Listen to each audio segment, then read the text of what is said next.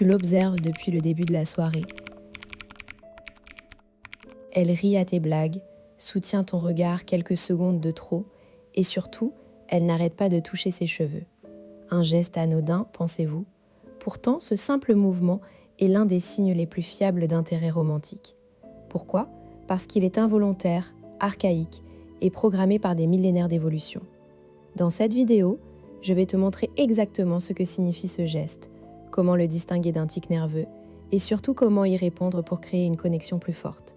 Tu repartiras avec 3 techniques concrètes pour lire ces signaux et agir avec justesse. La croyance populaire, c'est que les femmes jouent avec leurs cheveux pour séduire, de façon consciente et calculée. On t'a peut-être dit, si elle touche ses cheveux, c'est qu'elle t'aime. Mais cette vision est simpliste et souvent trompeuse. Toutes les femmes qui touchent leurs cheveux ne sont pas intéressées, et toutes les femmes intéressées ne le font pas. Alors quel est le vrai mécanisme?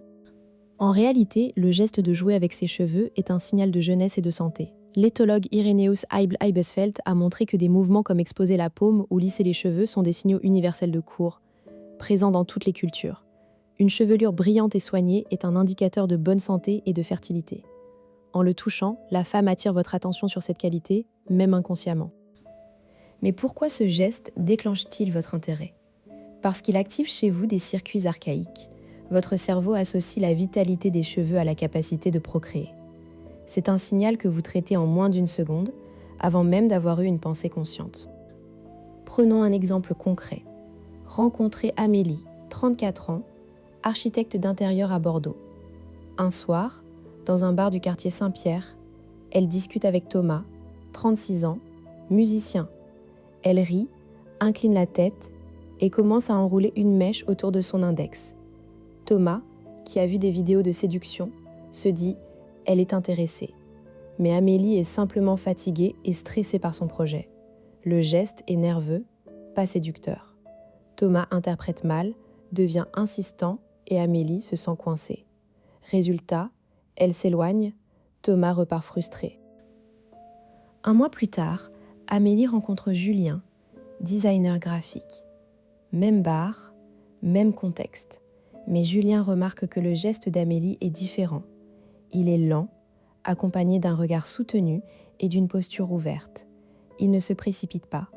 Il attend qu'elle initie un contact visuel, puis lui sourit. Amélie se sent en sécurité. Leur échange est fluide et naturel. Pourquoi cette différence? Parce que Julien a su lire le contexte global, pas juste le geste isolé. Comment faire la différence entre un signal authentique et un geste nerveux? Observe la vitesse, le contexte et la cohérence. Un vrai signal de séduction est lent, répété en boucle douce et accompagné d'autres indicateurs. Regard appuyé, sourire, posture ouverte.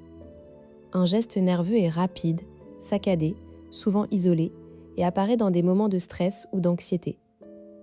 Si tu négliges ces nuances, tu risques 2 erreurs. La première, surinterpréter un geste banal et passer pour un lourd. La seconde, sous-estimer un vrai signal et rater une opportunité.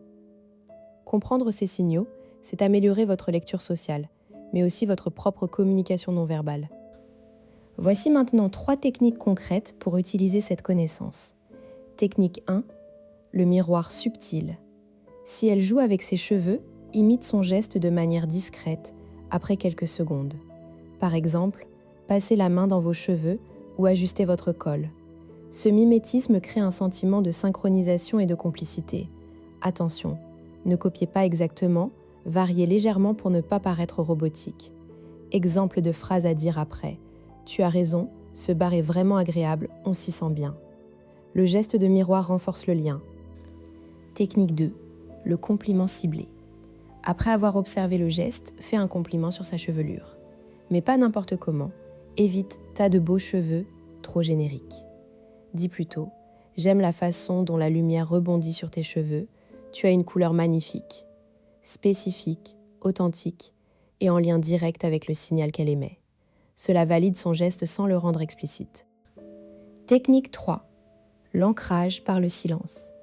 Quand elle joue avec ses cheveux en te regardant, ne parle pas immédiatement. Marque une pause de 2 secondes, maintient son regard, puis sourit lentement. Ce silence crée une tension positive et signale que tu n'es pas pressé, que tu es confiant. Exemple de phrase après la pause, je me demandais ce que tu pensais de cet instant précis. Cela ouvre une conversation plus intime. Tu te demandes peut-être, et si elle est juste coquette et le fait avec tout le monde? Effectivement, certaines femmes jouent avec leurs cheveux par habitude ou pour attirer l'attention générale. Mais dans ce cas, le geste est banal, non accompagné d'autres signaux. Si tu doutes, observe la fréquence et le contexte. Un vrai signal est cohérent avec un intérêt verbal et visuel. Autre objection, je suis trop timide pour utiliser le miroir ou le silence. Commence par la technique du compliment, qui est plus simple. Tu n'as qu'à observer et dire un compliment sincère. Avec la pratique, tu te sentiras plus à l'aise pour ajouter le silence et le miroir.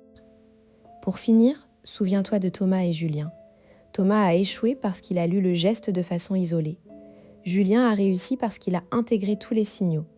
La prochaine fois que tu verras une femme jouer avec ses cheveux, ne te précipite pas. Observe, respire et choisis la bonne réponse. La séduction, c'est avant tout une lecture fine des signaux, pas une collection de techniques.